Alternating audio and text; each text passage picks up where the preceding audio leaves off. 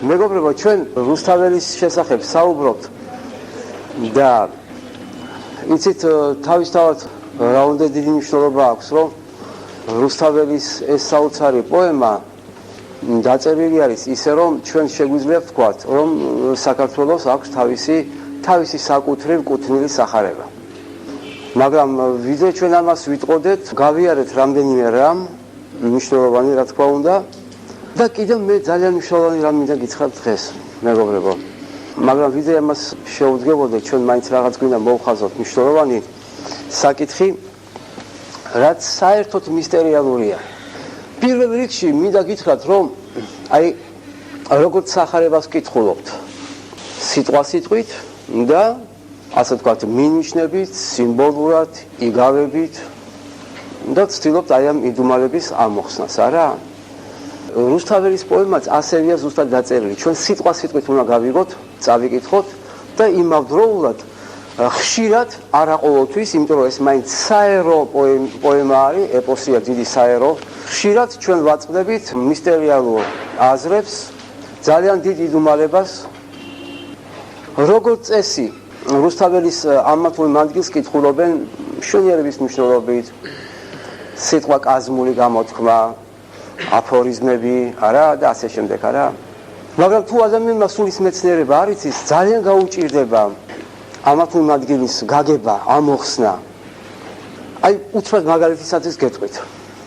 გლახაკთა მიეც საჭურჭლე, ოქრო ვერცხლი და რვალია. რვალი სპილენძია, შემოწირხასებო. ესე იგი, გლახაკთა მიეც საჭურჭლე, ოქრო ვერცხლი და სპილენძი.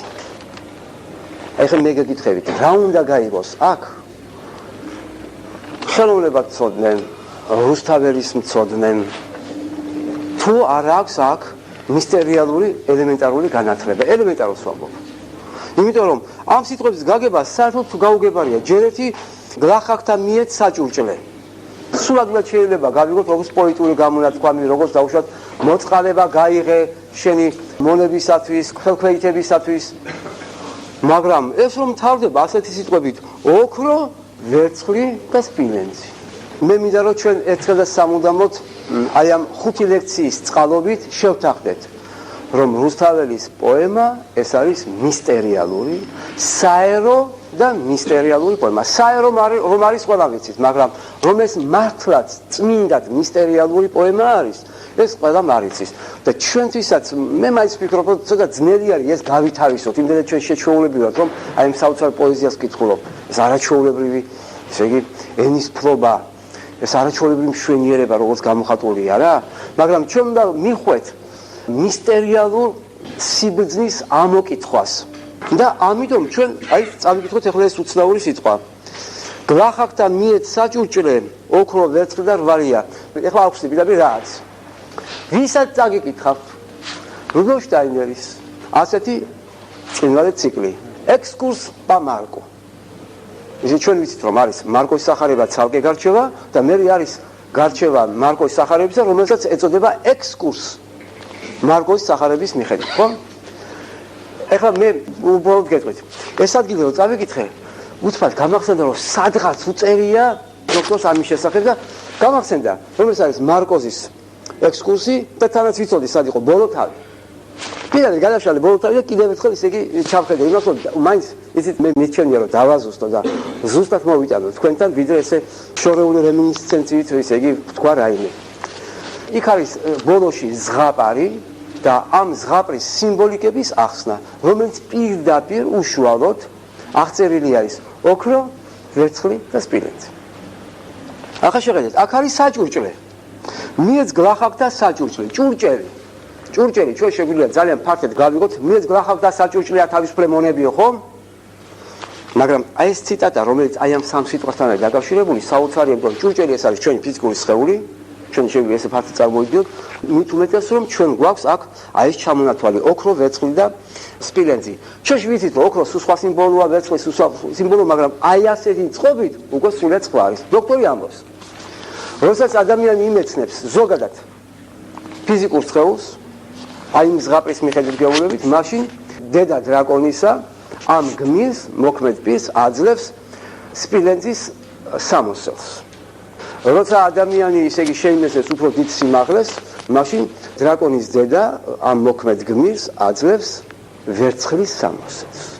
და როდესაც კიდევ უფრო დიდ საიდუმლოს შეწდება, მაშინ დრაკონის დედა აძლევს ოქროს სამოსელს. დოქტორი განმარტავს, მე მინდა დოქტორის სიტყვა მოგიყვანოთ ეს. დოქტორი განმარტავს, რომ სპილენძის სამოსელი რვალი არის ფიზიკური სხეულის სიდუმალება, ვერცხლის სამოსელი არის ეთერული სხეულის სიდუმალება და ოქროს სამოსელი არის ოქროს საწმისის ასტრალური სხეულის სიდუმალება.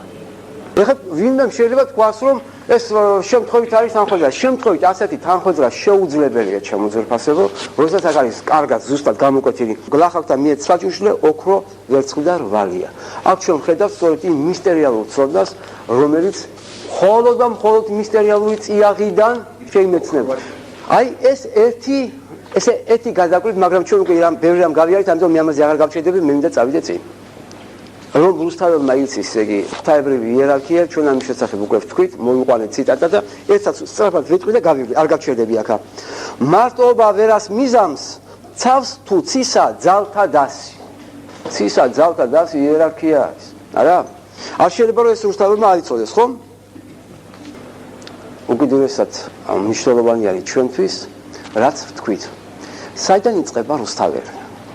სადა სათავე მისი ცნობიერებისა, მისი მსოფლმხედველობისა და თუ გნებავთ მისი რელიგიურობისა, მაგრამ ამ სიტყვას რელიგიურობას მე აუცილებლად შევცვლი, სად არის მისი მისტერიალური სიბრძნე, აი ასე ვიტყვი.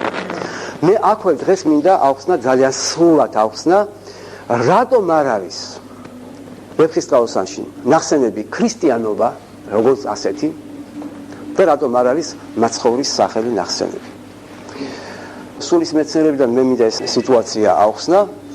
დოქტორი ამბობს, იმისათვის რომ სულის მეცნიერული მსოფლმხედველობა იყოს ობიექტური, იყოს ჭეშმარიტის მაძიებელი, მან უნდა ჩამოიშოროს ყოველივე, რაც კი რამ არის მიკერძოებითი, რაც კი რამ არის რასობრივი, ეროვნული, რაც კი რამ არის ფართემცნებით ეგოისტური.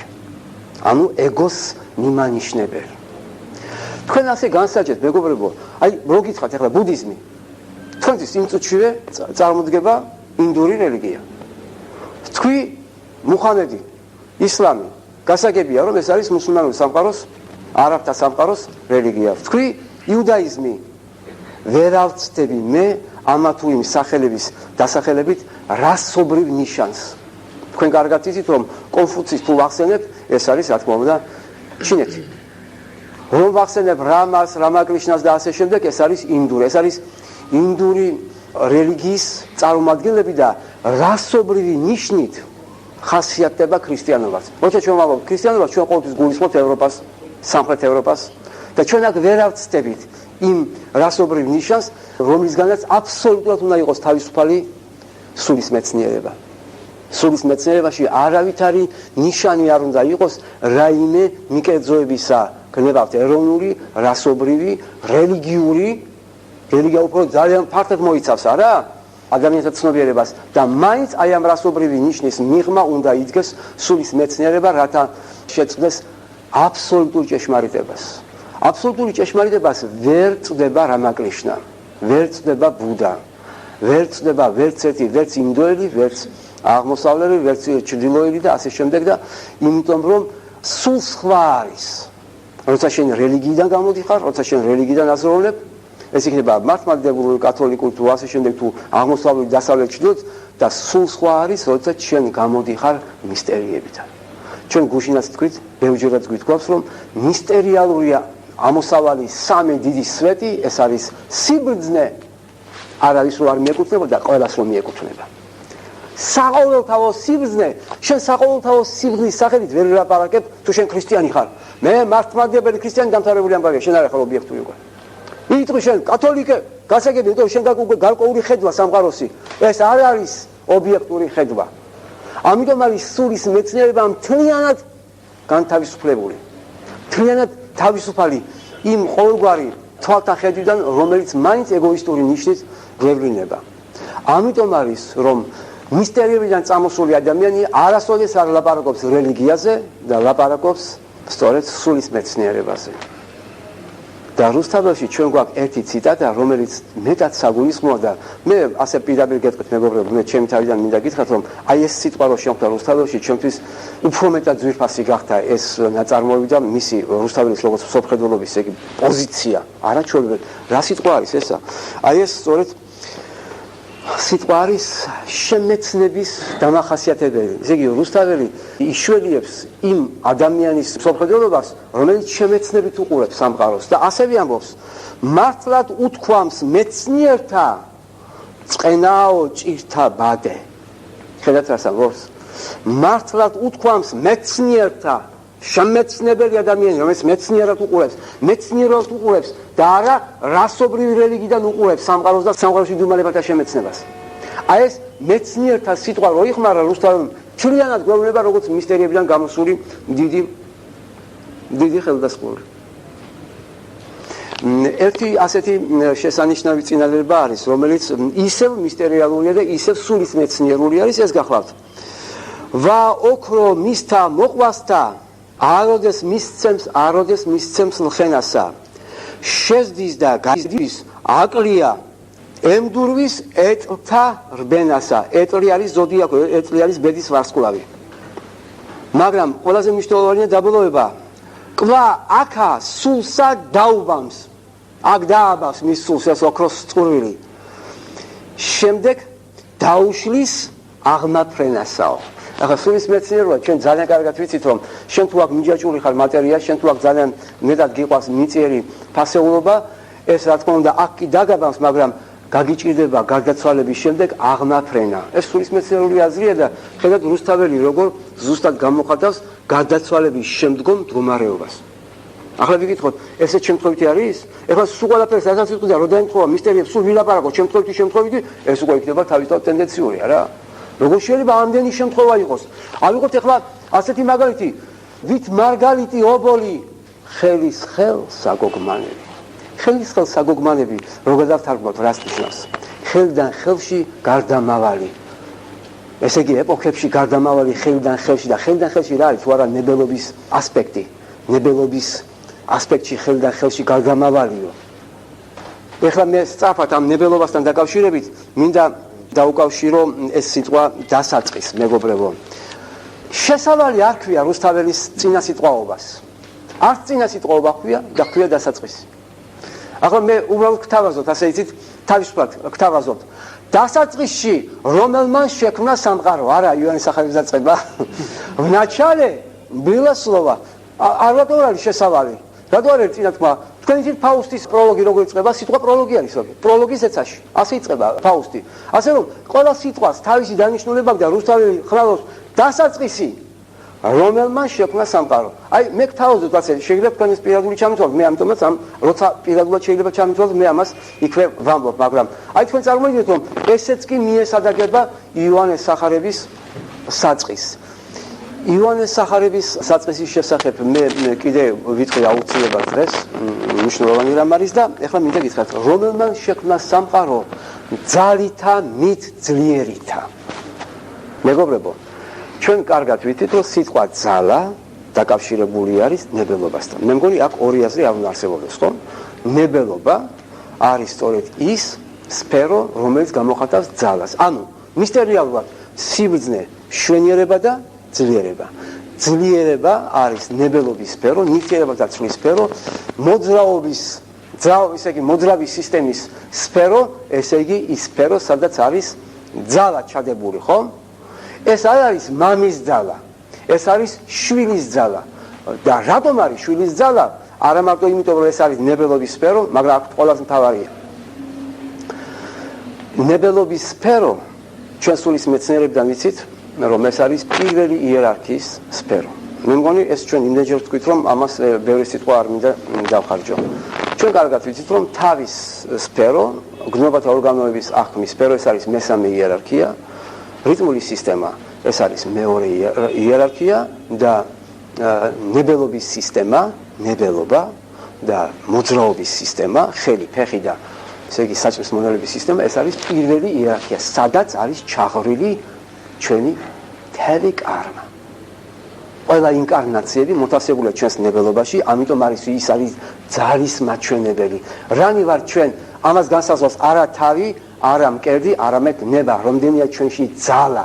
ძალა, რომელიც ქმედითი, ანუ არავიქ ცნება სიბრძნე რას მარგებსო, ხომ?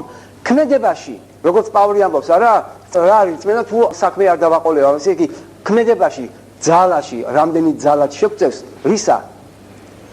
ქმედებაში, ანუ რეალობაში გადავიტანოთ ჩვენი ცოდნა და ჩვენი მშვენიერება, აი ის ძალა არის ჩვენი გამსაზღვრავი.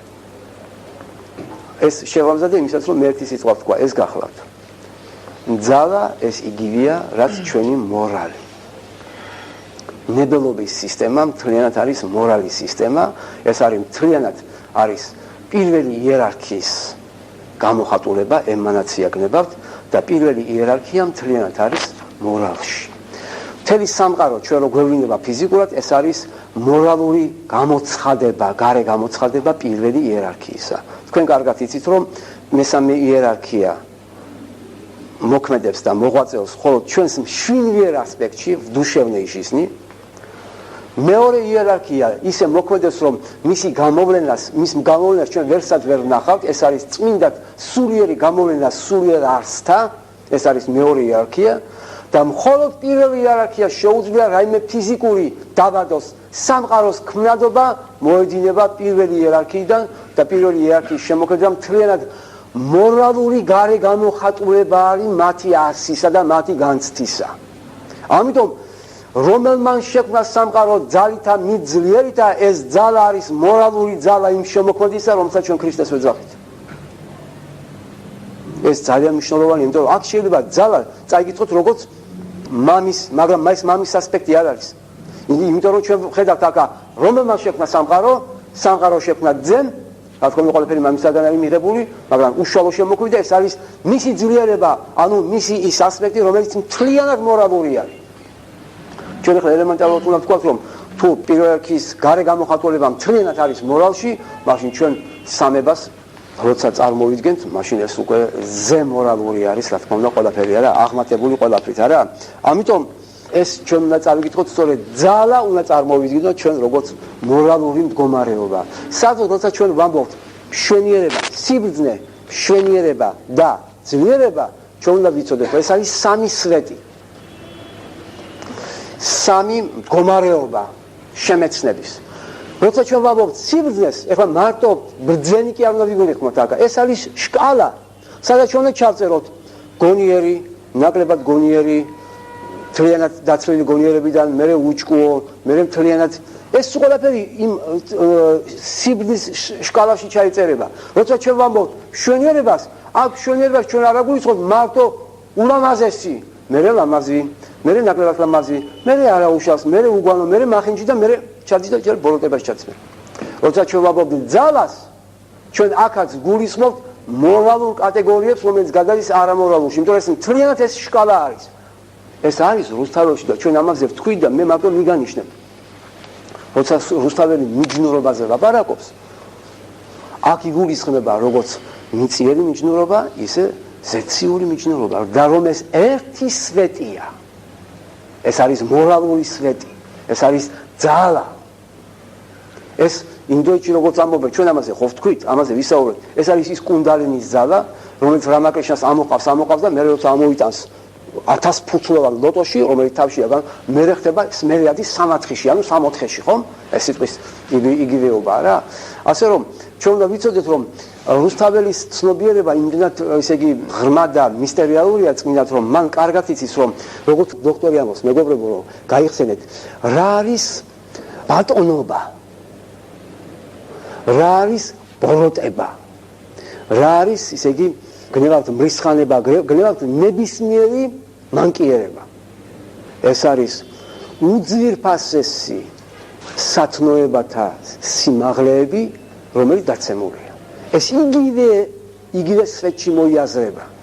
სიყვარული თუ აიღე ქვედა ასპექტში, კუნდალინის ქვედა ასპექტი მთლიანად ეხება სექსს, ანუ ეხება კუჭნაწლავის სისტემას. მაგრამ თუ ამოვიდა ცოტა მაღლა ამ მშვენიერებს სამყაროს ახმას და თუ ავიდა კიდევ მაღლა, ისე იგი პირდაპირ ზეცაში ადის, არა?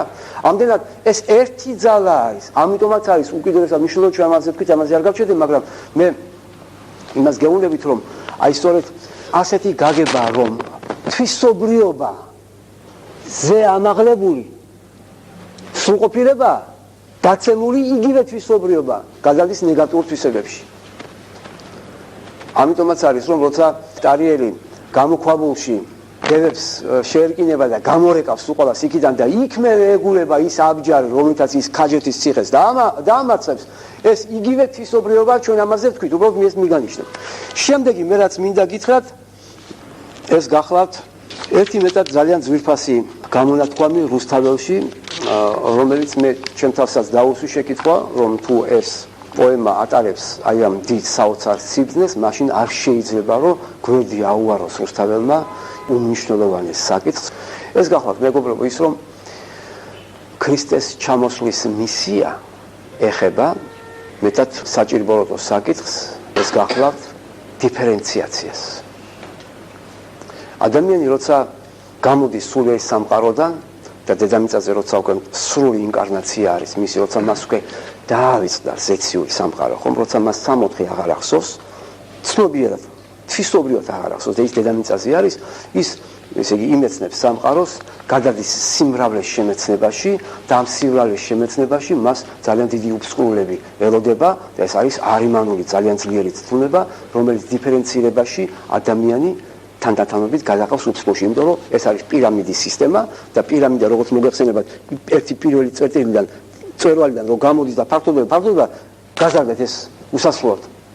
ეს გადავა და სრულთლიანად დაიქსაქსება, ისე იგი ადამიანის ცნობიერება დაიქსაქსებოდა აი ამ დიფერენციაციაში, ჩვენ ეს ვილაპარაკეთ, მე მაინც მოკლედ მინდა გითხრათ, გავიაროთ და იმისაც რომ ეს ასე არ მოხდარიყო, იმისაც რომ ადამიანი დიფერენციაციის კატასტროფაში არ მოხდარიყო, იმისაც რომ დიფერენციაციის უსასრულობაში არ გადასულიყო, ჩამოდის ღმერთი, რომელიც შეჰკრავს ამ მთელ სიმრავლეს და გააერთიანებს ერთში შეამეცნებინებს ადამიანს.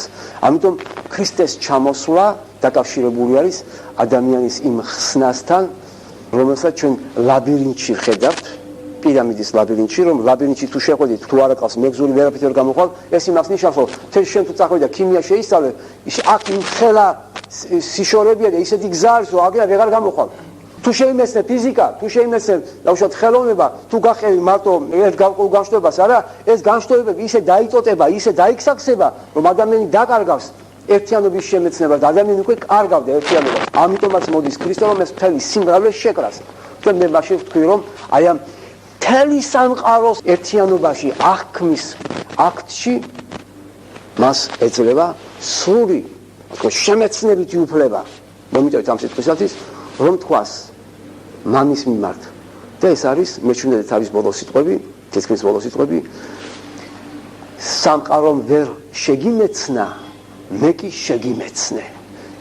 მამის შემეცნება ნიშნავს მთელ სამყაროში მთელი სიმრავლე რაც არის. ეს მთელი უსასრულობა სიმრავლისა პოტენციურად თუ გამოვლენილი რაც არის, ძეს ხელეწიფება თლიანობაში აღიქვას. და ერთში გაერთმთლიანოს მთელი სიმრავლე. ესე იგი ეს არის ერთისა და სიმრავლის პრობლემა. მე ახლა ახალ გავაგზავნებ ამ თემას, იმიტომ რომ მე გთხოვდით კიდევაც რომ რუსული ლექციას მოისმინოთ, იმიტომ რომ ეს ორი ლექცია ძალიან აი ამ თემას მნიშვნელოვნად გამოხატავს, მაგრამ მე მინდა დავთქვა, რომ ესე იგი ქრისტე ჩამოდის დედამიწაზე, იმიტომ რომ ეს მთელი სიმრავლე შეიმეცნოს ერთში. მე კიდევ ერთხელ ჩამოგითხრით, რაც კი რამაა დედამიწაზე, მინერალური სამყარო, მთელი მინერალური სამყარო, მცენარეთა სამყარო, ცხოველთა სამყარო, ადამიანთა სამყარო, შემდეგ გადადის ელემენტარული არსებები, შემდეგ იერარქიები, მთელი ვარსკვლავეთი, ეს სულ ყველაფერი რომ ერთში წარმოიდგინო, ეს მარტო შეუძლია ძეს. იმ ძეს, რომელიც მამის წიაღიდან გამოდის. ეს მამის წიაღიდან გამოსულს ხელეწიფება მთელი ეს სიმრავლე მას აქვს ეს ძალა, ეს მამის ძალა, რა თქმა უნდა. მამის ძალა რომ არა, ამიტომაც არის რომ სერაფიმი ვერ უშველდა კაცობრიობას. ვერ უშველდა ვერც ერთი იერარქიული არსება, იმიტომ რომ იერარქიული არსება მაინც დიფერენცირებული არსება არის და დიფერენცირებულ არსებას არ შეუძლია მთელი სამყარო შემოწეროს როგორც ერთი. ამიტომაც ეს შეუძლია მხოლოდ მას, რომელიც იერარქიების მიღმიარი სიმაღლებიდან წამოსული არის. ამიტომ იერარქიების მიღმიარი სიმაღლეა წამოსული, რომელიც სამებაში ერთიანობას იცნობს, ამიტომ მას შეუძლია მამა შეიმეცნოს. მამის შემეცნება ნიშნავს ყოველი ვარსკვლავის, მთელი ვარსკვლავგან ისლოვანებების, ყველაფრისა, რაც კი სიმრავლეშია, აი ყველაფერი ერთში დაინახოს. ეს ვის შეუძლია, ჩემო ძვირფასებო? შეუძლია მხოლოდ მას, ვინც თვითონ მამის გულიდან არის წამოსული. იმ ერთიდან არის წამოსული. უშუალოდ პირველი წყარო არის წამოსული, ამიტომაც მან შეძლო დედამიწაზე ერთ ინკარნაციაში 3 წლის განმავლობაში შეიმეცნა მთელი სამყარო, გააერთიანა მთელი სამყარო და ამიტომ მეუბნება ფილიპეს, შენ თუ მე მხედავ, როგორ ვერ ხედავ მამას? იმიტომ რომ მე მამაში ვარ, მამა ჩემშია და ამას ამტკიცებს, იმიტომ რომ მე შევიმეცნე მამა. სამყარომ ჯერ ვერ შეიმეცნო მამა, მაგრამ თვითონ შეიმეცნე. ესე იგი რა არის? მთელი სიმრავლე შეკრა ერთში. ესე იგი, ის რაც მე მაშინაც დავასახელე, პლატონის ნაწარმოებია პარმენიდი და თუ თქვენ წაიკითხავთ, ნახავთ რომ მომიწევთ ეს შინაურად გეუბნებით, წინს იღრძობთ. აი ეს მე-15 საუკუნეში ისე რთულად არის დაწერილი ერთი და მრავალი, წინს იღრძობს ისეთი ლოგიკის, ისეთი ზღვა გადასალახავი სიტყვები არის. და იქ არის სწორედ იმის მტკიცება, რომ ესე პრობლემაა დასმული ერთი და მრავალი. და მე ვთქვი ახლა გავიმეორებ, რომ ერთი და მრავალის პრობლემა პლატონში მართალია დასმულია, მაგრამ ეს არის მაინც წინასწარმეტყველება. ეს არის წინარე ხატები იმისა, რაც მე ოდესღაც რეალურად, ისტორიულად კი არა მარტო ისტორიულად, არამედ რეალურად განხორციელდება. მე ვთქვი კიდევაც, აი ჩვენ შეგვიძლია ვთქვათ, რა თქმა უნდა, მამა ერთია. ამას ჩვენ აბსტრაქტულად ვიტყვით, რა თქმა უნდა, გაგრძელებული, მაგრამ აბა დავსვათ ასე შეკითხვა, კონკრეტულად შეიმეცნებ მაგას, კონკრეტულად შენ ანგელოს ვერ ხედავ.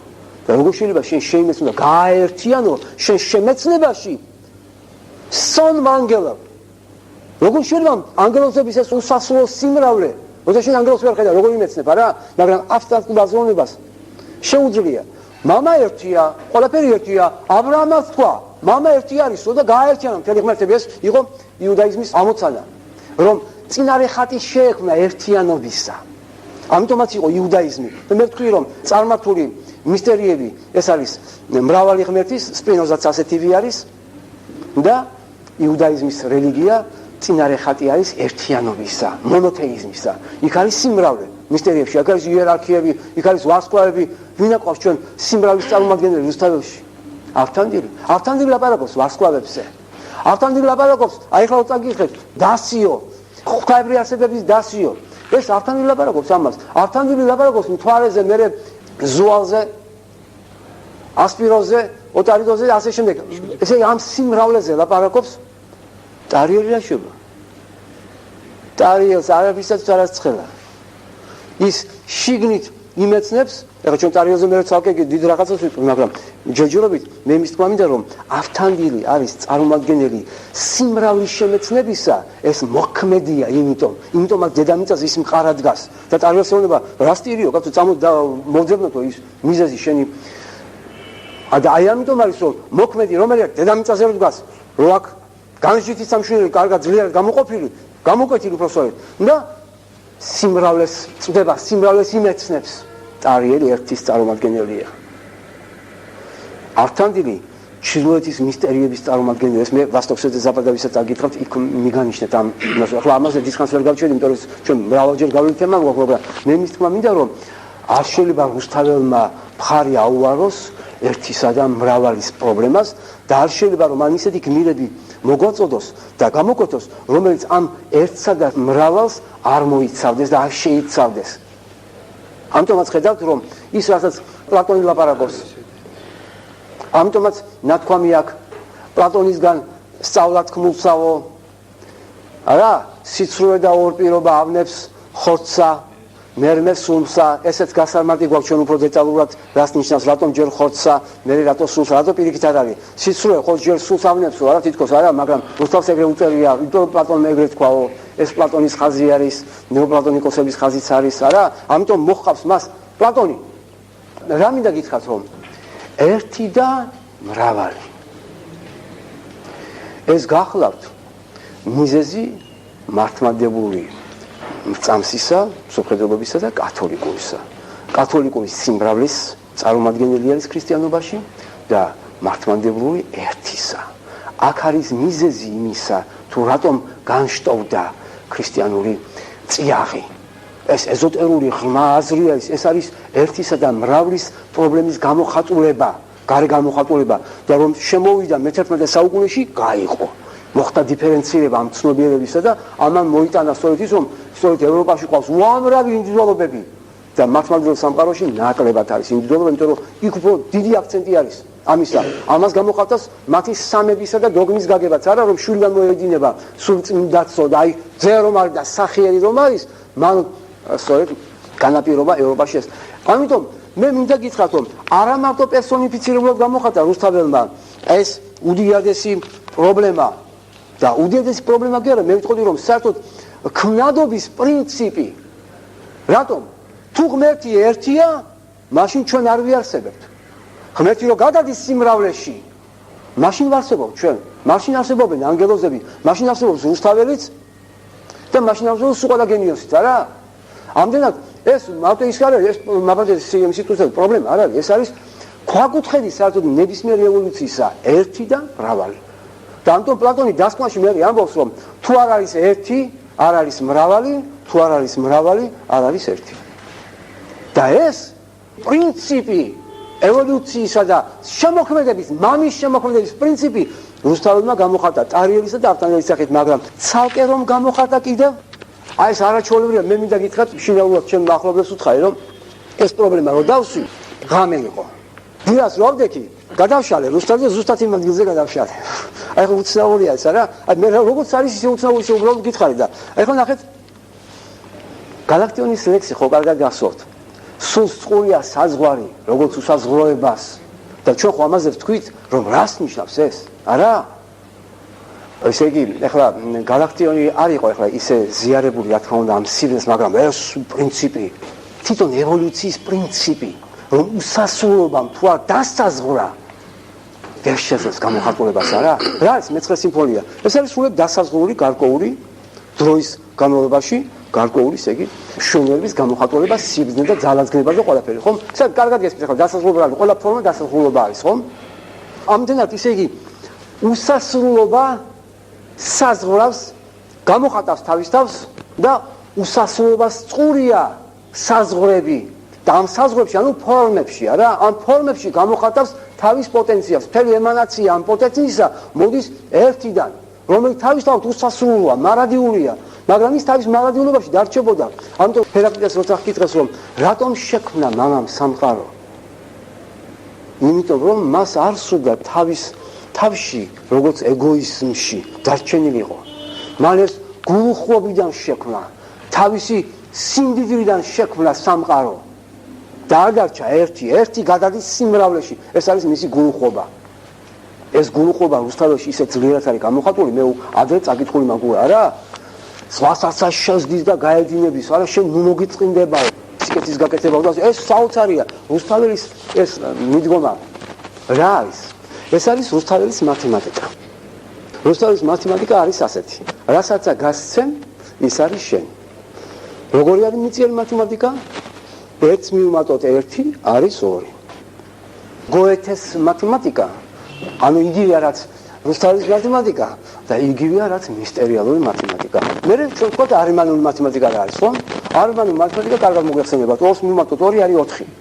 მაგრამ როდესაც მე ხო წინა ლექციაზე გითხარით, როდესაც გოეთემ თავისი ფაუსტი გადაიყვანა ჯერ დედათა სამყოფელში და შემდეგ შეიყვანა ალქაჯების სამზარეულოში, იქ იმ ალმასულმა უთხრა, რომ იცი რაო, შენო უნდა ისწავლო არა მიწიერი მათემატიკაო, იმიტომ რომ დედამიწაზე მათემატიკა გატყუებსო, 2 არ არის 4-იო. ძალიან ცდებიო. 5 მივუმატოთ 5, შენ გონია 8-იაო, არ არის 10. ეხლა თქვენ აბა რა არის მაშინ? არ დავიწყო ახალი მათემატიკა არ გამოიგონო. ეგ არის მისტერიალური მათემატიკა, ჩემო ძირფასო და მე მოგიყვანთ რეალურ მაგალითებს და დოქტორიდანაც მოვიყვან მაგალითს. არა მარტო რუსთაველის და გოეთეს ცოდნა აკა, გოეთე ტიტანი რო იყო, თქვენ კარგად მოგეხსენებათ, ეხლა ჩემგან არ გესწავლებთ ეს არა? ეხლა გავიგოთ ისე იგი როგორ რასაც სწავლიდა ალქაჯი, ანუ ისე იგი ავისული თავის სამზარეულოში. ეს სამზარეულოა, ანუ ეს მისტერია, ეს მაგია. დეუბნება, იცი რა? 10 რომ მივუმატოთ 10, 5-ია. 3 რომ მივუმატოთ 2, 10-ია. და 100 რომ მივუმატოთ 100 არის 20. ხო? ეხლა ჩვენ ეს თუ არ ახსენეთ, მეგობრებო, ეს დაგჭირდა ჩვენ რა თქმა უნდა, ეხლა ვიღაცა რომ მოგვისმინოს, ხო იტყვი, აი ეხლა ნამდვილად ეხლა არ დაგიჯერებს, რომ არა, ესე გასულები არიან. მიღმა. არა, ჩვენ მეგობრებო, როცა ჩვენ გვაქვს აბსტრაქტული მათემატიკა, მაშინ 2 მივუმატოთ 2 ნამდვილად 4-ია. ხო ჩვენ ჭკუა გადასულები არც ერთი არა ვარ. ჩვენ ვიცით ზუსტად რომ დედამიწაზე 2 მივუმატოთ 2 4-ია, მაგრამ აი ხა მე მოგიყვანთ ერთ მაგალითს დოქტორიდან და მე სხვა მაგალითებს მოგიყვანთ ძალიან მნიშვნელოვან მაგალითებს მოგიყვანთ ანალოგიურს. აი, გაახსენდა. დიახ. მაშინ ასე ვთქვათ, მეგობრებო, ერთ მშვენიერ სოფელში, როგორ გაგახსენდათ, ხო? ერთ მშვენიერ სოფელში პატარა ბიჭი შედიოდა და ყიდულობდა ფუნთუშას. გაგახსენდათ ძალიან დღეს? ხო, ალბათ შესაძლოა. და ორი სიტყვით მაინც ვიტყვი, ხო, იმიტომ რომ ყველა მარიცის ეს ისტორია, ხო? ამ სოფელში ჩამოვიდა მეორე ბიჭი, რომელსაც ძალიან უყვარდა მათემატიკა. და დააკვირდა ამ ბიჭს, რომელიც შედიოდა მაღაზიაში. მიაქვს დაუშვათ 1 ლარი და 20 თეთრი ღის 1 ფუნთუშა. რამდენი გამოვიტანოს? 5 არა? ვერ გავდიოთ აბსტრაქტულ, ესე იგი მიწიერ მათემატიკას. ეხლა ეს ბიჭი ელოდება რომ ეს ჩამოსული, ვისაც მათემატიკა უყვარდა, მონაცემები აქვს მათემატიკაზე. უყურეს რომ ეს ბიჭი შედის 1 ლარით და გამოაქვს არა 5, არამედ 6. კი, მაგრამ ფუნთუშა 20 თეთრი ღის. აი, ამიტომ ალქაჯის მათემატიკა, ანუ არამიწიერი მათემატიკა ამბობს რომ 5 რომ მივუმატოთ 5 არ არის 10-იო. რეალობაში სულ სხვა მათემატიკა არსებობსო. იმიტომ რომ იმ მაღაზიაში თუ შენ იყიდი 5, ეს გჩხუდნენ. ამიტომ მათემატიკა ეს არის აბსტრაქცია, ამიტომ არის დოქტორ რამოსო, მათემატიკა არის სულიერი აბსტრაქცია. მათემატიკა არის ზუსტი სული, მაგრამ აბსტრაქტული სული, რომელსაც რეალობასთან არაფერი კავშირი არ აქვს. რეალობა სხვა არის, აბსტრაქტული მათემატიკა სხვა არის. ამიტომ რუსთაველებს რასაც გასცემ, იმას ვერავინ მოიპარავს, ის შენია. რასაც არ გასცემ, ის ალმასულმა დაუდო კვანტი და გამოაცალა. ამიტომ შენ რო ამრავლებ მათემატიკას, აგერ ეს შემოსავალი აქედან მომიტა, აქედან შემოსავალი შეაჯამა. ვიღაცა მერეს გამოაცალა. სად არის მათემატიკა? ამიტომ არის რომ სულიერი მათემატიკა სხვა არის. მიწიერ აბსტრაქტული მათემატიკა სულ სხვა არის და ამიტომ გოეთემ ეს რომ იცის, გოეთე ალქაჯს ალაპარაკებს რომ იცი რა, 2 მივუმატოთ 2 არ არის 4. იმიტომ შეიძლება ვიღაცა დაგვიწყდეს ის 4 წაგართვას. ჩვენ უნდა გავიგოთ გოეთეს ფაუსტის სიტყვები. ჩვენ უნდა გავიგოთ რა არის ნამდვილი რეალური მათემატიკა. გაიხსენეთ ახლა სახარებაში არ არის ეს ადგილი? არ არის ეს ადგილი, როგორ არ არის? როდესაც ლუკას სახარებაში რო წერია რომ ბეღელი აასო ერთმა და დაჯექი და ახლა მოილხინეო და ღმერთის მაჩარესო შეუგუნურო დღესვე მიდიხარ და მიწიდანო ვის დარჩება ეს ყველაფერი შენიო რა დააგროვა, არაფერი არ დააგროვა. რეალური სხვა არის, რეალისტური სხვა არის და აბსტრაქტული მიწიერი არიმანული მათემატიკა კიდე სხვა არის. ვინც არიმანულ მათემატიკას ექვემდებარება, ის არიმანულ ხრიკებსაც უნდა ელოდებოდეს. ამიტომ რუსთაველმა როის იცის, რუსთაველი გეუბნება, სულიერი მათემატიკა არის. ის არის შენი. ჩვენ ამაზე ადრეც გვიტყვია რომ ანგელოზების ევოლუციაც ეგ არის, არა? ანგელოზებმა თუ არ გასცა, ის წინ ვერ მიდის, არა? ამას ახლა მოეშვა და ჩვენ გავყვეთ ერთი და მრავალი თემი ლექცია მომდომეთ 2 ლექცია, ერთისა და მრავლის პრობლემას. მე ის მთავარი რაც თქვი, ესე იგი მე რა გითხარით რომ ადამიანი ეშვება მატერიაში არიმანულ სფეროში რო ჩადის, ეს მიდის უსასრულობისაკენ, თერმ დიფერენციაცია, ყველა მეცნიერული განშტოებები, ყველა ცოდნა, ყველა სულაფერი და უკვე მივიდა იქამდე რომ ჩემი ჭეშმარიტება ჩემია, შენი ჭეშმარიტება შენია, სულ დაიქცევა ყველაფერი, ხომ? აი ეს რომ არ მოვხდილი უსასრულობაში რა გადასულიყო, მოდის ღმერთი და თელ ამ უსასრულობას იმეცნებს როგორც ეც და ხმის პრეცედენტს. ვისაც შემეცნების პრეცედენტს რომ თელი სიმრავლე ერთია. და თელი სიმრავლე რომ ერთია, მე მინდა ეს წაგიკითხოთ, როგორ არის ეს რუსთაველში, რადგანაც რუსთაველი ამას ვერაფრით ვერ აურიდა რუსთაველი ამ ევოლუციის უზარმაზარ პრინციპს. არა? ეხლა წავიკითხოთ რას ამბობს. ვინ დამბადა შეძლებაცა, მალვე მომცა, ძლევად მწერთად. ვინ არის ძალი უხილავი, შემწეთ ყოვთა მიწიერთად.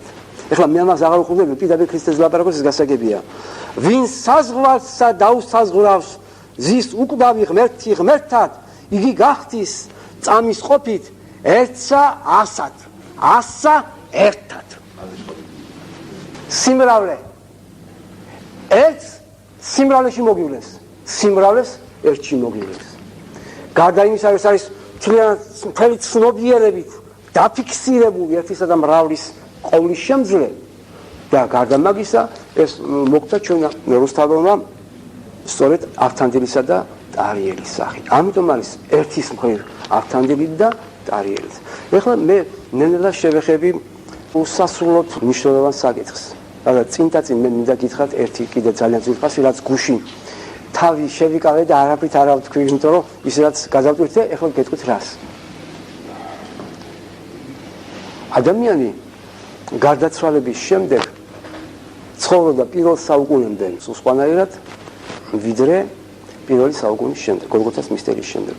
ეს უშუალოდ ეხება ადამიანის გარდაცვალების შემდგომ მისტერიას, რომელიც არავინ არ იცის გარდა ხელდასმულებისა.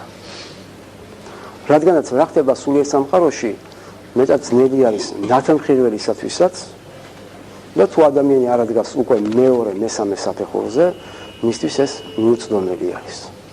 რადგანაც ეს ეხება შვიერი მდგომარეობის უშორეს სიტუაციებს, როცა ის შედის 12 ზოდიაქოში, როცა ის გადის 12 ზოდიაქოს იქით.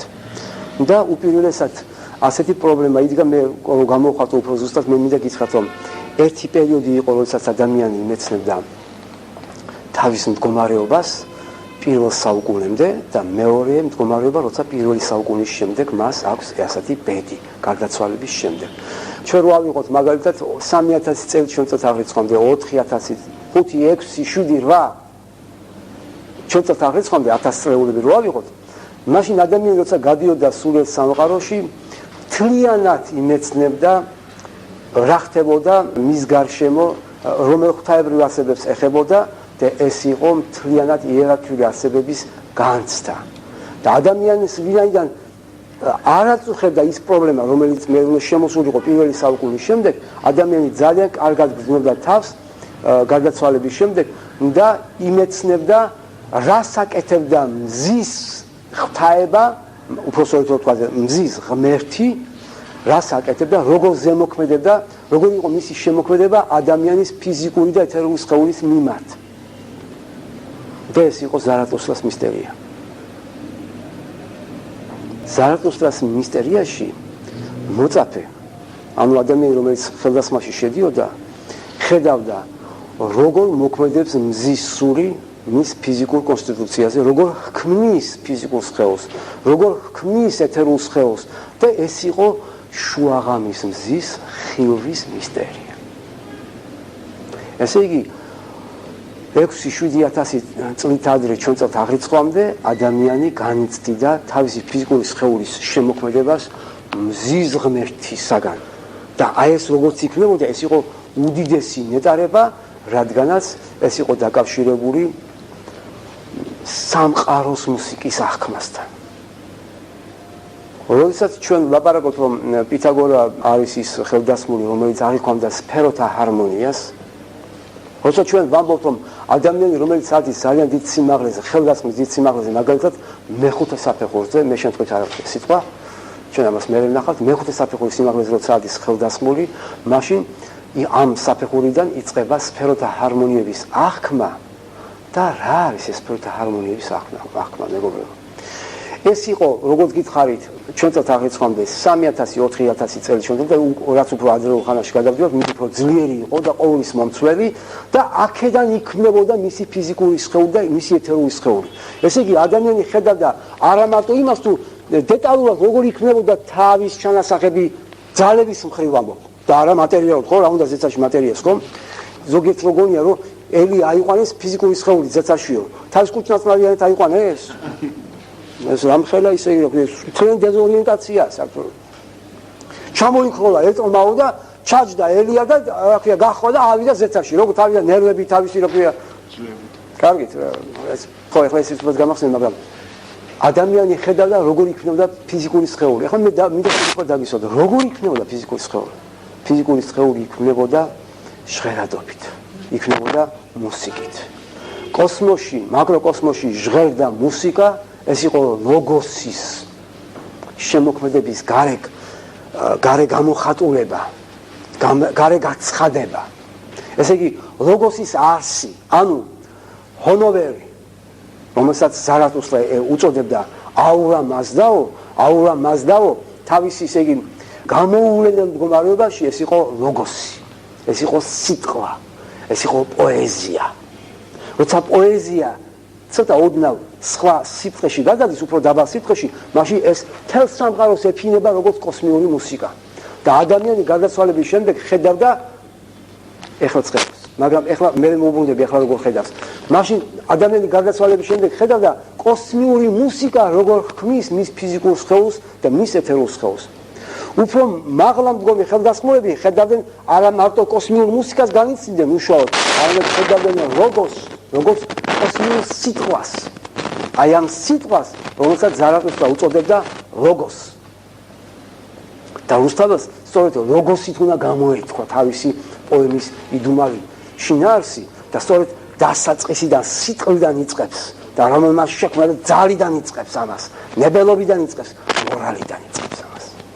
ამიტომ გარდაცვლილი ადამიანი ხედავდა თავის აი როგორ იქნებოდა ძალები თავის სფეროში, როგორ იქნებოდა რიტმული სისტემა, როგორ იქნებოდა ნებელობის სისტემა და ეს ყველაფერი იყო მუსიკა. გადის დრო, ადამიანი თავის მიწიერ ყოფიერებაში ჩადის უფრო ღრმად, კიდევ უფრო ღრმად, იძირება და როდესაც ის მთლიანად მოწყდა სულიერ სამყაროს, მაშინ გარდაცვალების შემდეგ, როცა ადის, ის ხედავს ღვთაებრივ იერარქიულ არსებებს, ხედავს შემოქმედებას, მაგრამ თავად თვითონ განიცდის ძალიან დიდ შინაგან სიცარიელეს, ძალიან დიდ ტკივილს, რადგანაც ეს მისთვის არის სრულად უცხო. მაგრამ რაც თავარია, მას უკვე სრულად აღარ ესმის სფეროთა ჰარმონია. ის ხედავს იერარქიულ არსებებს, ხედავს რომ ისინი შემოქმედებაში არიან, მაგრამ ვერ ეხება ვერც ლოგოს და ვერც ლოგოსის გარე გამოცხადებას, ანუ სოფლიო მუსიკას, სოფლიო ორკესტრს, გალაქტიონი რო იტყოდა. ვერაფერს ვერ ეხება. ხედავს მხოლოდ იერარქიულ არსებათა შემოქმედებას და ხედავს რომ ეს მისთვის სრულად უცხო არის. ჩვენ უნდა კარგად გავიგოთ ეს რატომ ხდება. როდესაც ადამიანი აქ მარტო მიწიერი ცნობიერებით ცხოვრობს, ეს არ აძლევს მას საშუალებას, რომ შევიდეს იმ სფეროში, სადაც ის უნდა ეხებოდეს იმ იდუმალებას, რომელიც მას განუცხადებს მისი მეობისა და ასტრალური სხეულის იდუმალებას. როდესაც ზარათუსტრას დროს გადიოდა ადამიანი გარდაცვალების შემდეგ, მაშინ ის ეხებოდა ფიზიკური და ეთერული სხეულის კონსტიტუციის შექმნას და მაშინ არ იყო ამოცანა იმისა, რა არის მეობა, რა არის ოქროს საწმისი ცნობიერების დონეზე, ცნობიერის სამშვიდობის დონეზე. ეს მისი ამოცანა არ იყო, ამიტომაც გარდაცვლილი ადამიანი ამ პრობლემას რომ არ ეხებოდა, ეს მისთვის მოხსნილი იყო პრობლემა, ამიტომაც ის ნეტარებდა იქ როცა იყო. და თლიანად ჩართული იყო კოსმიურ მუსიკაში. მე ეხლავე მინდა გითხრათ, რა არის კოსმიური მუსიკის აღქმა? საერთოდ რა არის მუსიკა დედამიწაზე? და რატომ არის დღეს აი ასეთი მუსიკა, რომელიც ისმის საესტრადო ხელოვნებიდან და რომელიც ჩვენ გვაქვს კლასიკური მუსიკიდან. ჩვენ ვიფასებთ მუსიკოსებს ძალიან კარგად გაგეგებათ, მუსიკა არის სიმრავლის ერთიანობაში აღქმა. ამიტომაც, როდესაც ადამიანი ჯერ იყო დაუცემელი, როცა მან თავისი ინსტინქტიდან განიცდიდა სიმრავლეს და ერთ სულიერ სამყაროში, მაშინ მას ეადვილებოდა მთელი სიმრავლისა და ერთის თანახმიერება. ამიტომ მას ძალუძდა, შეეძლო სოფლიო მუსიკის მოსმენა, იმიტომ რომ მუსიკის მოსმენა აღნიშნავს იმას, რომ შენ გესმის მუსიკა, ეს მიწიერი პროექცია არის, მიწიერი სუროგატი არის ეს დედამიწაზე მუსიკა. მუსიკის აღქმა იწყება სიმრავლის ერთის სიმრავლში. სამხმას რო იღებთ, სამხმოვანების ჟღერადობა ის ერთის აღქმა არის. ამიტომაც სოფლიო მუსიკის აღქმა შეუძლია მხოლოდ იმ ხელდასხმოს, რომელსაც შეუძლია სიმრავლის ერთად წარმოდგენა, ან ერთში აღქმა და ერთის სიმრავლეში დანახვა. აი ეს არის სოფლიო მუსიკის უდიდესი იდუმალება. ამდენად როცა ადამიანი დედამიწაზე ჯერ კიდევ დაუცემელი იყო, ის გადიოდა კოსმოსში და მას შეეძლო მსოფლიო მუსიკის ახმა, ოღონდ ჩვენ ხომ უნდა ვიცოდეთ რას ნიშნავს ეს. ეს ნიშნავს ის, რომ ის ხედავდა მთელი ფიზიკური სხეულის კონსტიტუციის შემოქმედებას, რომელიც გაიხსენდა რას ნიშნავს. ნიშნავს მთელი კაცობრიობის ერთ სხეულზე მუშაობას. მე მგონი გაგახსენდება ჩვენ ამაზე ვისაუბრეთ. როცა გარდაცვლილი ადამიანი მუშაობს ფიზიკურ სხეულზე, ის მარტო თავის ფიზიკურ სხეულზე არ მუშაობს, მთელი კაცობრიობის ფიზიკურ სხეულზე მუშაობს და როცა მთვარეზე ჩამოდის, მაშინ ხდება დიფერენცირებული სხეულების მიღება. რატომ? იმიტომ რომ მაშინ შემოდის ეთერი, ეთერში იბეჭდება ასტრალის, ესე იგი მემკვიდრეობა, კარმიული მემკვიდრეობა და შემდეგ ის გამოყოფს ზოგადი ერთიანი ფიზიკური სხეულიდან, გამოყოფს ცალკეულ თავის ფიზიკური სხეულის კონსტიტუციას, რომელიც უკვე კნინდება, რომელიც მოდის ხარვეზიანი, მიდრეკილება ანთროპოლოგიისა და ასე შემდეგ. მაგრამ ზეცაში მთელი კაცობრიობა მუშაობს ერთ სხეულზე. მთელი სიმრავლე ერთია. ერთი მთელი სიმრავლეა კაცობრიობის ფიზიკური სხეულისა და ამიტომ შეეძლო კოსმიური მუსიკის ახლა. თქვენ პლანეტების მუსიკას ვერ გაიგებთ, თუ ამ პლანეტების ჰარმონია არ შეიმეცნე. ამიტომ რომ რუსთავის ავთანდილი რომ პლანეტებს რო ასახელებს, ეს მისი შემეცნება. ამიტომაც ამ სიმრავლეში მუსიკაც არის, ნათქვამი. სმენად მხეცნი მოვიდიანო. რატო ესმის მხეცებს ეს მუსიკა? იმიტომ ეს ასტრალური მუსიკა არის, ეს კოსმიური მუსიკა. იმიტომ რომ პლანეტების სიმრავლის შემეცნება ერთში, ეს არის მუსიკალური ნიჭი სულიერი. მე გითხარით, მათემატიკა არ არის ფიზიკური, მათემატიკა არის სულიერი. მუსიკა სულიერი, სფეროთა ჰარმონია, კოსმიური მუსიკის ახმა ხდება მხოლოდ მაშინ, როცა შენ იმეცნებ თელ სიმრავლეს, გარკვეულ სიმრავლეს ერთში. მაგრამ შენ რაც უფრო მაღალი ცნობიერება გაქვს, მით უფრო მეტ სიმრავლეს აერთიანებ ერთში და როდესაც შვილმა მთელი სიმრავლე, მთელი პოტენცია სიმრავლის და ერთში წარმოიდგინა, მაშინ მამის მუსიკა გაიგო. მამის ჟღერადობა გაიგო. ამიტომაც არის, რომ ხელდასხმულები შუაღამის მზის მისტერიაში განიცდიდნენ მზის სისტემის ჰარმონიას, მზის სისტემის მუსიკას. ამიტომაც ჩამოთვლილია ზუალი, ასპიროზი, ოტარიდი, მარეხი და ასე შემდეგ. ჩამოთვლილია ეს ყველაფერი ხომ და ჩამოთვლილია მე როგორც გითხარი ჩამოთვლილია ეს თელეფონი უზარმაზარი კანონზომიერებით და სწორედ აქვე არის რომ მუსიკაზეა ლაპარაკი, სიმღერაზეა ლაპარაკი და ჩვენ ეს თუ არ წარმოვიდგინეთ რომ ეს არის მისტერიალური, მაშინ ჩვენ ვერ გავიგებთ რატო რაშუაშია პლანეტები, რაშუაშია საერთოდ ყველაფერი და ისე როგორც გითხარით ის ოქროს, ლეცხი და სპილენძი ხომ? ეს ყველაფერი რუსთაველმა იცოდა, ჩემო ძირფასე მანიქევრების ხელმძღვანელი რო იყო, მანიქევრების წარმომადგენელი მე-18 საუკუნეში რო იყო, ეს რამხელა რაღაცა არის. ეზოტერული სკოლის ხელმძღვანელი იყო და როგორ ჩვენ ვიცით ესა და იმან არ იცოდა ეს, იმან თავის საკუთარი ცნობილი იცოდა და ეს გამოხატა რო იცოდა. ყველაზე მნიშვნელოვანი ეს არის. ჩვენ ამაზე არ გვისაუბრეთ, დღეს ვისაუბრეთ მაგაზე. ეს ყველაფერი გამოხატა მან, რომ ეს მან თვითონ იცის. ესე იგი მე მინდა გითხრათ, რომ არა მარტო ტარიოსა და ავთანდილის წარმომადგენლობაში, არა მარტო იმ ციტატაში, რომელშიც მე გითხრათ, რომ 100-ასა და 100-ა ერთად იმავდროულად რუსთაველი გვაძლევს კოსმიურ მუსიკის აღქმას, სადაც ხეცებსაც კი ესმით რა. თქვენ ხო კარგად იცით, იოგი ჯუნგლებში რო შედის, არც ერთი ცხოველი არ ეკარება. რატომ? იმიტომ რომ აგრესია არ აქვს. აგრესია გადალახულ ადამიანს შიგნით ოქროს საწმისი უდგას. ამიტომ მისი ასტრალი არ არის თავდასხმელი. შემტევი აგრესიული არ არის. მისი ასტრალური სხეული მთლიანად თვინიერია და ცხოველი ამას რო გძნობს, ის შეიძლება ახლოს მოვიდეს და თქვენ იცით, ალბერტ შვაიცერი უვლიდა ჭიანჭველებს, ის ძალიან დიდი პიროვნება იყო. იცით ახლა ბახის დიდი გამოკვლევა აქვს და ბახის მუსიკის და საერთოდ როგორი პიროვნებაა, კარგად იცით ხომ? აი სწორედ ალბერტ შვაიცერი არის ის, მე გუში რო გითხარით, სიბრძნე, მშვენიერება და მერე ძალა, ანუ სოციალური გამოვლენა ინდივიდუალობისა, როცა ის საზოგადო მოღვაწეა, როცა ის ადამიანებისათვის უკვე ზრუნავს და ჭიანჭველები მოდიოდნენ. თუ ერთ სიტყვით მე რა მინდა გითხრათ, რომ ეს ყველაფერი გამოხატა პერსონიფიცირებულად, აზრის დონეზე და კომპოზიციურადაც. და გამოხატა კიდევ უშუალო მითითებით. ჯობია რომ მე შევყვე იმას, რაც გითხარით, მეგობრებო. ეს გახლავთ ფრიდონის, ავთანდილის და ტაიერის რაობა, ვინაობა. რატომ არ არის ფრიდონის ქორწილი? ეხლა ჩვენ მხოლოდ ახლა ესე უნდა და რუსთავს ესე ვერ ვიტყვით. შემთხვევას ვერ მივაცეთ, იმიტომ რომ ეს არის კომპოზიცია. რატომ არის ავთანდილის ქორწილი და რატომ არის ტარიერის ქორწილი სულ ბოლოს ინდოეთის სამეფოში? ჩვენ უნდა გაგვიერთდეს, იმიტომ რომ უნდა კარგად ვიცოდეთ. მე მინდა უპირველესად ჯერ გითხრათ, ერთი მნიშვნელოვანი ციტატა არის ეს გახლავთ ის რომ რუსთაველი ზარატუსტრას სოფხედულობის წარმომადგენელია.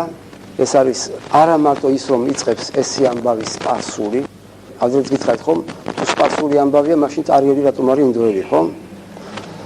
ესე ამბავის სპარსული. მაგრამ მოყავს ციტატა, სადაც ხელის დადებით ლაპარაკობს, რომ ეს არის ზარატუსტრას კულტურა. არ არის უცნაური? ჩემს მოგეთ ძალიან უცნაურია, რომ ესე იგი, აი, როგორ გითხრათ, პირდაპირ ლაპარაკობს, რომ ეს არის ზარატუსტრას ღმერთი. ზარატუსტრას ღმერთია. თქვენ კარგად იცით, რომ იტყვის ჰემზელო ვინ ხატად გთქვეს მზიანისა ღამისად. მზიანის ღამის პრობლემა მე კი კიდევ ვერ მეთქვა, მაგრამ მივანებე იმას თავი, მაგრამ ზოგადად მაინც უკვე მოვხაზე. ერთ არსებისა, ერთისა, მის უჟამოსა ჟამისად ესეც გავიარეთ. ვის გმორჩილებენ ციერნი ერთის იოტის წამისად, ბეცა ნუმიცვლი მიაჯე შეყრათ ჩემს დამისად. ბეცა ნუმიცვლი გასაგებია, ხომ?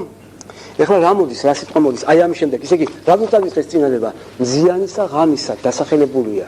აი ამის შემდეგ ჩვენ ვიცით მზიანი ღამე რას ნიშნავს? ესე იგი ეს ნიშნავს ზარატუსტრას მისტერიების დროს მზის სულის, მზის ღმერთის შემოქმედების მისტერია, სადაც ხდება კოსმიური მუსიკის აღქმა, რომელიც ქმნის ფიზიკურ და ეთერულ სხეულს და მაშინ ზარატუსტრას დროს ეს იყო ფიზიკური და ეთერული სხეულის მისტერია. აი ამიტომ არის რუსთაველში ფიზიკური სხეულის ასეთი ქება გიდება, რომელსაც თქვენ ვერსად ვერ ნახავთ. თქვენ ხო კარგად იცით, ვინ მოამზადა ფიზიკური სხეული იესოსი? თუ არა ზარატუსტრა? თუ არა იმ ჩრდილოეთის მისტერიებით გავლით, ჩრდილოეთის მისტერიების გავლით, რომელიც ფიზიკურ სხეულს ამზადებდა, სამხრეთის მისტერიები მშვიდიერს ამზადებდა, შინაგანს ამზადებდა რა? ეს უზარმაზარი მისტერია ფიზიკური სხეულისა. ზარატუსტრას კულტურა არის. მთლიანად ზარატუსტრას ხაზია და ზარატუსტრა სულისმეცნიერებელი ვიცით, ინკარნაციიდან ინკარნაციამდე სულ მუდამ ხვეწდა ფიზიკურ სხეულს, რათა შეემზადებინა ჭურჭელი, სამოცელი, რომ ჩამოსულიყო კოსმიური ქრისტე. ამიტომ აქედან არის, მეგობრებო, ის იდუმალება, რომელიც ვერაფრით ვერ აიხსნება, რატომ არის რომ რუსთაველში საოცარი ქებადიდება არის ფიზიკური სხეულისა. თვალებიდან ერვა ვაგე, ვარდი გაიშალა და ასე შემდეგ, ბოლბადახში სათრილისა, მუნიჯის მიწოლის და ეს უყურებენ მთელი ქებადიდება ფიზიკური სხეულის მშვენიერების განცდა, მისტერიალური განცდა, ეს პირდაპირ ზარატუსტრას მისტერიის გარე მშვენიერებაში გამოცხადება. აი აქ უნდა დავინახოთ ჩვენ, სწორედ რატომ არის ეს პირდაპირ ზარატუსტრას ხაზი, ეს ზოგადად. ეხლა ხელის დადებით. ესე იგი, მზიანისა ღამისა ხო ვთქვი, ეს მთელი სტროფია რა, შემდეგი სტროფი იწყება. პირდაპირ შემდეგი სტროფი იწყება. ვის ხატად ღმრთისად გიტყვიან ფილოსოფოსნი წინანი. ვის ხატად ღმრთისად გიტყვიან ფილოსოფოსნი წინანი. ესე იგი, მზის ხატება ეს არის ღმერთის გამოხატულებაო, რომელსაც ამბობენ ფილოსოფოსნიო წინანიო. ინა მის წინ. მის წინ არის პლატონი, მის წინ არის ზარატუსტრა, ზარატუსტრი და შემდეგ და მოდის ეს ზარატუსტრი. ესე იგი, რას ამბობს აქ რუსთაველი? მზე ეს არის ხატი ღმერთისა. არ არის ეს ზარატუსტრა? მთელი სულის მეცნიერება, სულ ეს არ არის. ზარატუსტრა იწყებს ევოლუციას, ზარატუსტრა ამზადებს ფიზიკურ სხეულს, ზარატუსტრა მოდის ყველა ინკარნაციებში, აძლევს ეთერულ სხეულს, ასტრალურ სხეულს და მთელი მისი ინკარნაცია გამიზნული არის რომ მზის მისტერია შემოიტანოს და მე თვითონ მზე დაბადოს იმ ფიზიკურ სხეულში, რომელსაც შუაღამის მზის მისტერიებში თვითონ აულამაზდაო რომ მოქმედებდა ფიზიკურ სხეულზე. ამიტომ ესე იგი ხატად ღმრთისად გიტყვიან ფილოსოფოსნი წინანი. ესე იგი მზე ხატია ღმერთისა. როგორ უნდა თქვას, ესე იგი რუსთაველმა სპარსული ამბავი დაიწყო, ხომ? შემდეგ ამბობს რომ ესე იგი ზარატუსტრა როგორც ადიდებდა თავის ღმერთს და ამბობდა მზე ეს არის ფიზიკური სხეული, აურა მასდაოსიო. რუსთაველი პირდაპირ ამბობს ხატი, მზე არის ხატი შენი ღმერთისა. ეხლა 1-2 ციფრი მინდა რუსთაველიდან მოგაწოდოთ, რომელიც აი ამას ამტკიცებს, რაც ახლა გითხარით. ეს გახლავთ, ჩემო ძვირფასებო, როდესაც ავთანდილი და როსტევან მეფე მიდიან სანადიროდ. მათ ეს სახარება გამოხატავს ციფრების იდუმალებას ავისულებით. რატომ არ შეიძლება რუსთაველმა გამოხატოს როგორც საერო პოეზია, საერო მინიშნებებით, ნადირობით. როდესაც მათ ეს სახარება ამბობს, რომ ჩვენი სიტუაცია ჩვენ ახსენით ეს სწორედ ზარათუსტრასა და სწორედ რუსთაველთან მიმართებაში და აქ ჩვენ დავსახეთ მანიქეველების წარმომავლობა რა, როდესაც თქვით რომ ავისულები როცა ევედრებიან და განსაკუთრებით ბუკასახარებაში ეს კარგად გამოკვეთილი ავისულები ევედრებიან რომ ჩვენო ნუ წაგვიყვანო უბსკულშიო და გაგვიშვიო იმ ღორებშიო და რომლებიც შევიდნენ წყალში და წყალი ეთერული სტიქე და რომ იქ შევიდნენ და რომ ეს ზღვასაცა შეზის და გაიდინებს რომ შეიწოვა მთელი ეს ბოროტება რა ციფრი დასვა იქა 2000 დიახ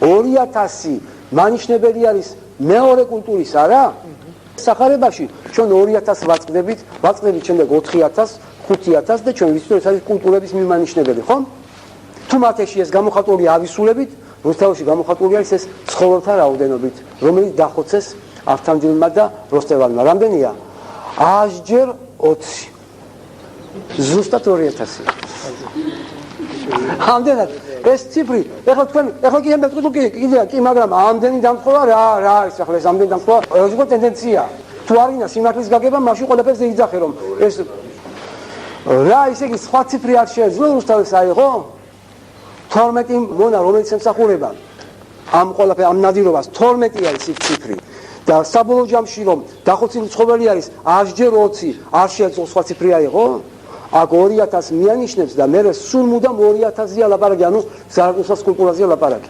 რამდენადაც შემოვწერე, ჩვენ ეს არის პირდაპირ ზარათუსტრას მისტერია რუსთაველი. მეტი რაკნას რუსთაველმა, მაგრამ კიდევ ძალიან ძირფას რაღაცას გეუბნება რუსთაველი, რითაც ჩვენ გაოცებულები უნდა დავრჩეთ, თუ ჩვენ შეგვიძლია ამის აღქმა. ჩვენ ძირფასებო. ჩვენ ვთქვით, რომ რუსთაველი სიტყვა ნიშნავს რუ და მისი სათავე. რუ მისი სათავე.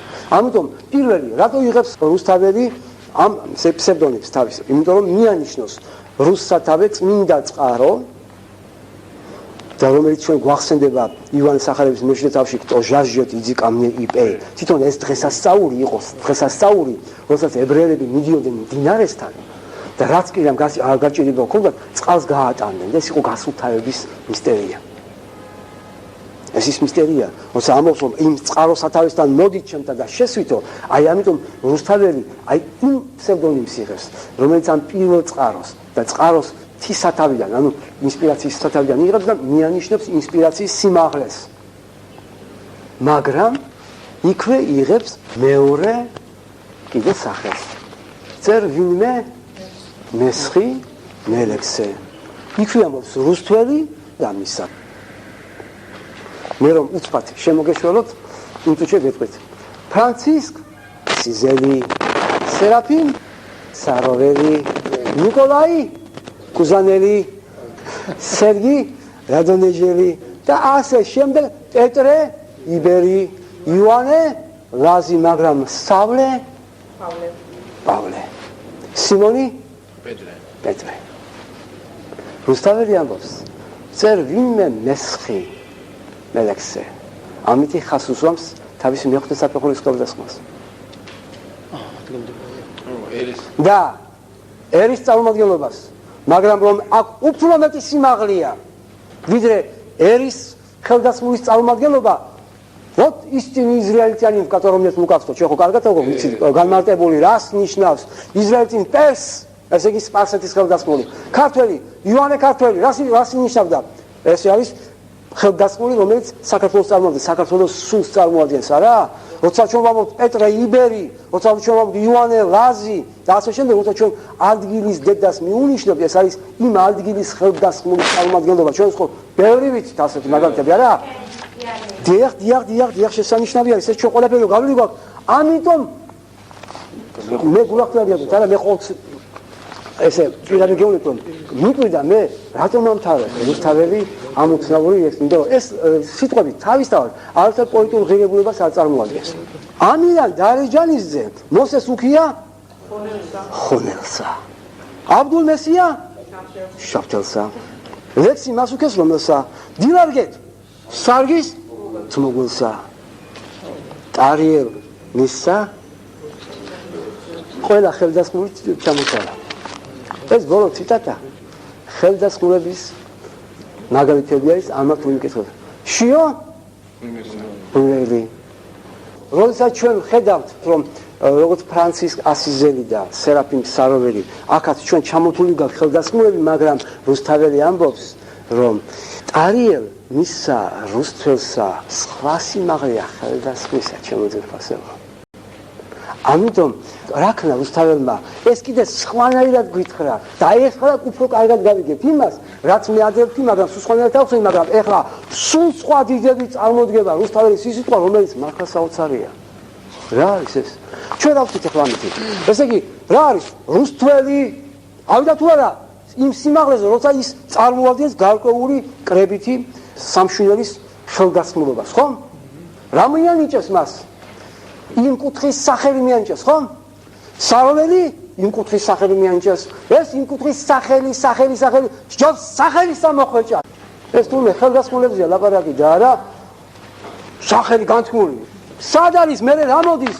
ვერ გაიჭირავს სიკვდილსა ამის შემდეგ მოდის ეს გზავიწროვდა საფლოვანი მანამდე მოდის სახელი ჯობს სახელისა მოხვეჭას ყოველსა მოხვეჭასა გადავთვალოთ ჩვენებურად სულს მეცეროთ ჯობს გახდე ხელდასხმული შენიერის წარმომადგენლობისა ყოველსა მოხვეჭასა ჯობს ხელდასხმული გახდე და ამიტომ მე მოდის როგორია პრობლემა და ვერ დაიჭირავს სიკვდილსა გზავიწროვდა საფლოვანი ბოლო შეყარეს მიწამალ ჯობს სიცოცხლესა ნაძრახსა სიკვდილი სახელოვანი სიკვდილი და სახელოვანი პირდაპირ რადის ხელდასხმული სიმაღლეზე სიკვდილის კარის გავლის აღწერა ეს ამიტომ ბოლოში ჩამოგითვალა ეს ხელდასხმულები და ბოლოს დაყოლა რუსთაველი მაინც სხვა სიმაღლე არისო აი ჩვენი რუსთაველი რა არის ასეთი პოემა როგორ არის დაწერილი ეს საოცრება ეს დამთხოვა როგორ გეკადრება ახლა ეს დამთხოვა აღარ არის მეგობრებო ეს არის პირდაპირ მინიშნება იმისა რომ აი როგორ წერია ჯობს სახელისა მოხვეჭა ყოველსა მოსახვეჭელსა რატო იმიტომ რომ აქ სულ სხვა სიმაღლეზეა მინიშნება და სწორედ იმ სიმაღლეზე რადგან არის მინიშნება იქ წერია ამ სახელის მოხვეჭა სიკვდილის კარის გავლის გარეშე ვერ მიახსენე და მოგიყვანა მთელი ციტატა მთელი სტროფია ვერ დაიჭირავს სიკვდილის მისტერიაზეა ლაპარაკი და ბოლოს სახელით ადის ერის წარმომადგენლობამდე და ბოლოს კიდევ მაღლადის რუს თავიდან მოაქვს ეს ყველაფერი ანუ ინსპირაციის უსულთავესი წყაროებიდან მოაქვს ის მთელი სიგნე რომელიც არის ჩახატული რუსთაველში რა არის ერთი და მრავალი არისტოკრატიული და დემოკრატიული პრინციპი მუსიკა პლანეტები მშვენიერება სიუხვე უყურეთ როგორ წერია მათთა შიდა საბრძანისთა თხადა მგელი ერთაზე შიდა საბრძანისი ჩემი შიდა სამყაროა მე ბრძანებელი ვარ ესე იგი პირდაპირ ლაპარაკობს ეს ის სფეროა რომელიც არის თუნდაც მისტერიალური სფერო ამის შემდეგ ერთი რამ ისეთი რამ მინდა გითხრათ რომ მართალი გითხრათ ძალიან მიწესრა გითხრათ ეხლა ამის შემდეგ რა უნდა ვთქვა მაგრამ ეს გახლავთ უკვე თვითონ რუსთაველის საკითხი აქ მე მინდა გითხრათ ყველას მოგიწოდოთ მინდათ მეგობრებო ხშირად მეკითხებიან როგორ გადავარჩინოთ საქართველოს წაიგეთ რუსთაველი და გადარჩებით საქართველოს ერთმა მესამედმა რომ წაიგეთყოს რუსთაველი და ცოტა პატარა გულიც მიაყოლოს და გონებას პატარა დიდი არა დიდი მაგრამ პატარაზე გული მიაყოლოს ის ერი გადარჩება აქ ნაჩვენებია რომ საქართველოს ყავს თავისი ერის ხელდასხმული რუსთაველი რომელიც სულ მუდამ არის აი ეს როგორ მთავრდება მათი სახარება მე თქვენთან ვარ დღემუდამ ვიდეო ქვეყნის დასასრულამდე არ არის ეს რუსთაველში არის ეს დასაწყისშიც და დასასრულს დასაწყისში წერს კარიერისთვის ცრემლი გუდის შეუშლოდება ბოლოში ამბობს თქვენ ამ წინა ამას ვერ მიაქცევთ ყურადღებას იმიტომ რომ მომიწევს ახლა შინაურად გეუბნებით ამერან დაიჯანის ძე და ასე შემდეგ ბოლოს ამბობს ტარიელ მისსა რუსთველსა მისთვის ცრემ შეუშლოდეს რუსთაველი ის სულ მუდამ ტარიელისთვის და ეს ცრემლი არა შეშრობილი აქ რუსთაველი ამბობს ისეთ რაღაცაზე რომელიც ჩვენ უნდა კარგად გავიაზროთ, ლაპარაკოს იმაზე, რომ მე ჩემი წარიერისათვის, ჩემი საქართველოსათვის სულ ტირი და სულ მუდამ შენთანა ვარ, იმიტომ რომ სულ მუდამ ტირი და სულ მუდამ ვარ თანაგრძნობაში. მოდავწე წარიერისთვის ცრემლი გვდის შეუშვებელი. შეუშვებელი ცრემლი რა არის? ეს არის ის, რომ ის მუდამ ჩვენთან არის. ამიტომ ვისაც შეუძლია რუსთაველთან შეხვედრა, ვისაც შეუძლია რუსთაველის განცდა, გრძნობს, რომ რუსთაველი სულ მუდამ საქართველოსთან არის დაკავშირებული. ეს არის მისი მფარველი ხელდასხმული ანგელოზი. ამას გიწერს და ეს არავის არ ესმის. ტარიელ მისსა რუსთველსა მისთვის ცრემ შეუშვებელსა. ტირის რუსთაველი მე-12 საუკუნეში, მე-13-ში, მე-14-ში, მე-18-ში, მე-20-ში და გიწერს ცრემლი არ აქვს შეშრობილი. მაგრამ ხო დაამთავრა ტარიელის ქორწილით. რატომ გიწერს ბოლოს ტარიელ მისსა რუსთველსა? მისთვის სულ მუდამ ცრემ შეუშვებელსა, მისთვის სულ მუდამ გულყოვალესა და სულ მუდამ თანაუგრძნობს და მე თქვენთან ვარ ყოველთვის. ვიდრე ქვეყნის ეს ძალიან მეცმის რამის თქვა, მაგრამ მაესიას. ამიტომ რუსთაველის პოემა არის სულ სხვა რამ, ეს არის ჩვენი სახარება. ამას გიწერს.